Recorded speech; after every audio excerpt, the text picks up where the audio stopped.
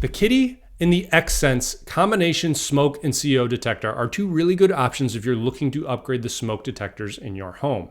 Now, my name's Mike and I've been working in fire and EMS for about 10 years. And in this video, I want to tell you a little bit about the differences, what's good about them, and ultimately which one I will continue to use in my own home.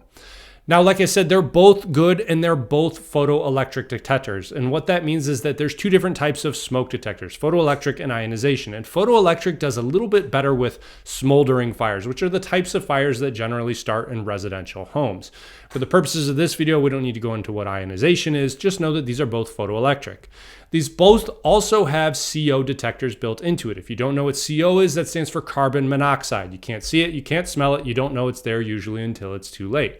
Both of these will also detect that. The other third feature about both of these that is really good is that they have a 10-year battery built into them, which means all you have to do is when you install this and hang it up on your ceiling, on the Kidde, they have it right here, and on the Xsense, they have it right here. Just write down the month and the year that you're installing them, and you don't have to worry about changing the batteries every 6 months. Now, keep in mind, any smoke detector is better than no smoke detector, but there are some things that separate these two between the two of them. Now, the Xsense has a couple other features which I think are really good. As you can see right here, there's this little window, and what it is telling you right now is how many parts per million of CO are in the room that you're in. The Kidde doesn't have any feature like that.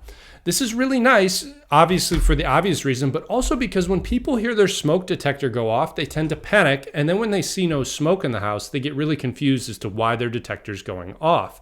And what people will typically do is they will kind of wander around and look and, is there smoke back here? Is there a flame over there? And they're spending more and more time in that room. And if it's going off because of CO, you need to get out of there more quickly.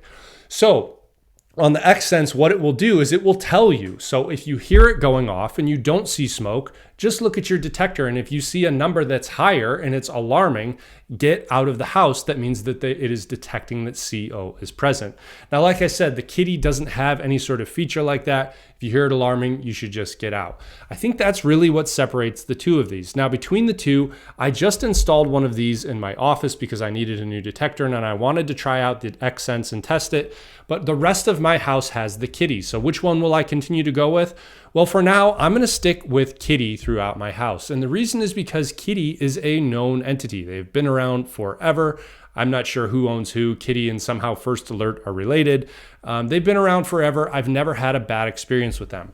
I will be keeping this Xsense in my office for a while. I really do like the features and I'm very hopeful about this. But between the two, I'd have to go with what I already know, which is the Kidde. But like I said earlier, you're not going to necessarily go wrong either way because any detector is better than no detector.